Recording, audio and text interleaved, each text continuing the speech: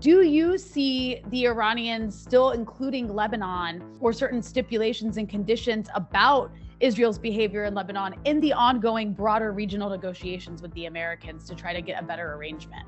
Absolutely. Iran is not going to forsake Lebanon. Remember, one thing that has changed in all this is that the United States failed to win the war. Now, that doesn't mean the war is over.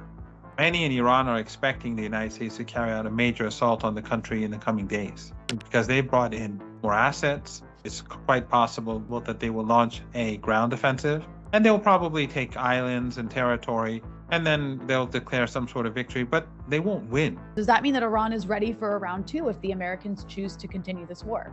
Oh yes, the Iranians are working 24 hours a day to prepare themselves for phase two. After all, remember, the Iranians have been preparing this war for decades. I've been saying it since before Corona, that if the United States attacks Iran, the assets in the Persian Gulf will be destroyed. And that's what Iran did. So if the United States attacks again, Iran will continue to retaliate because those regimes are all a part of this war.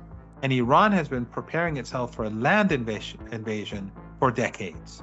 So if they underestimated Iran's missile and drone and air defense and capabilities to control the Strait of Hormuz, you can be sure that they're underestimating Iran's ability to defeat the United States armed forces on the ground. The point that I'm making is that the Iranians were prepared for this war, and that's why, to the world's surprise, Iran forced the United States to seek a ceasefire. Remember, at the beginning, Trump said, unconditional surrender. Then it gradually evolved, 15-point plan. Iran said no, and then the Americans had to accept the Iranian 10-point plan as the framework for negotiations. Now, we knew that the Americans were not going to accept the Iranian 10-point plan overnight, but the very fact that Iran forced the United States to change and evolve its position, I think was a key for the international community. See how far the United States had to shift its policy towards Iran.